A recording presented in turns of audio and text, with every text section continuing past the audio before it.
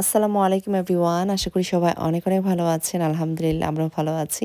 ছোট্ট একটা ভিডিও নিয়ে আপনাদের মাঝে চলে আসলাম। তো আজকে চলে এসেছি একটা বিয়ের অনুষ্ঠানে।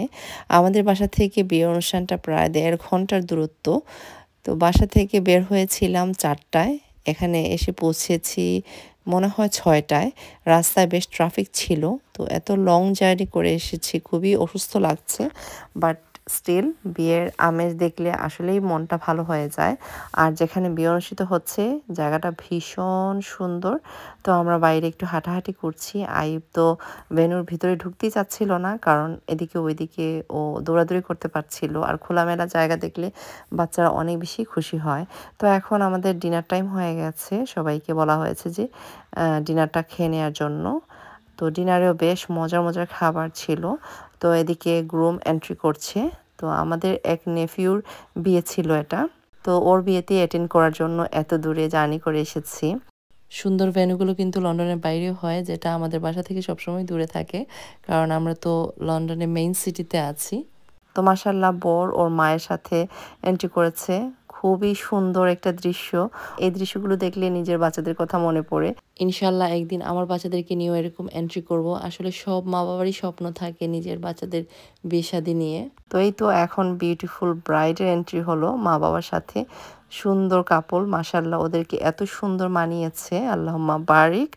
তো এদিকে আমাদের ডিনারও চলে এসেছে, খাওয়া-দাওয়া করব। আইয়ুব তো ১ সেকেন্ডের জন্য এখানে বসতে যাচ্ছিল না। ও চাচ্ছিল বাইরে গিয়ে খেলাধুলা করতে। তো ওকে বুঝিয়ে বললাম যে বাইরে কেউ নেই, সবাই চলে এসেছে ডিনার করতে। আমরা ডিনার শেষে তোমাকে নিয়ে বাইরে যাব। যেমনটা ওকে প্রমিস করেছি আমরা আমাদের প্রমিস রেখেছি। খাওয়া-দাওয়া শেষ করেই আইয়ুবকে নিয়ে বাইরে চলে গিয়েছিলাম।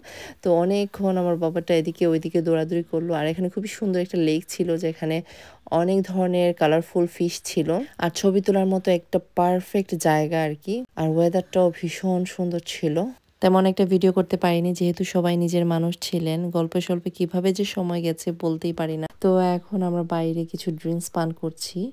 ডিনার শেষে সুন্দর করে ওরা ড্রিঙ্কস, ডিজার্ট, স্ন্যাক্স এগুলো সার্ভ করছিল। আইসক্রিমও ছিল। তো আইয়ুব আইসক্রিম দেখে তো বারবার বলছিল আইসক্রিম খাবে। তো এখান থেকে কিছু আইসক্রিম, স্ন্যাক্স এগুলো নিয়ে নিলাম। আসলে খাবো কি, একটু আগেই ডিনার করেছি। আর ডিনারে অনেক ধরনের মজার মজার আইটেম ছিল। কেন জানি এই দেশের বিয়ে-শাদীর খাবার-দাবার তেমন একটা খেতে পারি না আমি। অনেক ধরনের ভ্যারাইটি থাকে কিন্তু খাবার-দাবারে, তারপরও মনে হয় যে খাওয়া যায় না। আমি সবসময় বাংলাদেশের বিয়ে-শাদীর খাবার-দাবার খুব বেশি মিস করি। যেমন রোস্ট, পোলাও, জর্দা, দই এগুলা কিন্তু আমার খুব ফেভারেট। বাংলাদেশের যে বিয়েবাড়ির রোস্টের একটা ঘ্রাণ থাকে, সেটা আসলে বাংলাদেশ ছাড়া কোথাও পাওয়া যায় না। তো এদিকে আমরা ননদরা মিলে কিছু গ্রুপ পিকচার তুললাম। একটু পরেই আমরা বাসার উদ্দেশ্যে রওনা দিব। রাত বেশ হয়ে গেছে। তো এখন ব্রাইড গ্রুমের খুব স্পেশাল একটা মোমেন্ট। তো সবাই মিলে আমরা দেখছি, এনজয় করছি। তো ওরা ফার্স্ট টাইম ডান্স করবে একসাথে। মাশাআল্লাহ ব্রাইড এন্ড গ্রুমকে অনেক সুন্দর মানিয়েছে। আর ব্রাইডের আউটফিট অনেক বেশি সুন্দর ছিল। একদম পারফেক্ট একটা লুক। এখন তো অনেক ধরনের অনেক কালার ইউজ করা হয় ব্রাইডের আউটফিটের ক্ষেত্রে, কিন্তু আমার কাছে মনে হয় যে ব্রাইডদেরকে কিন্তু রেড কালারেই বেশি মানায়, যেহেতু বিয়ের দিন। তো এই ব্রাইড রেড কালারের একটা লেহেঙ্গা পরেছিল, সেই সাথে সিম্পল জুয়েলারি ছিল। জুয়েলারিগুলো একদম পারফেক্ট, মানে অতিরিক্ত কিছু না। অতিরিক্ত জুয়েলারি পরলে কিন্তু ভালো লাগে না। তো আউটফিটের সাথে একদম পারফেক্ট ছিল সবকিছু।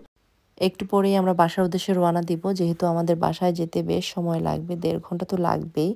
আসার সময় লেগেছিল ২ ঘন্টা। তো এখন যেহেতু রাত, তো একটু কম সময় লাগতে পারে যদি ট্রাফিক না থাকে। আর আইয়ুব এদিকে অনেক টায়ার্ড হয়ে গেছে, বেশিক্ষণ বসতে পারবো না। তবে খুব ভালো লাগছিল ব্রাইড অ্যান্ড গ্রুমের ডান্স দেখে।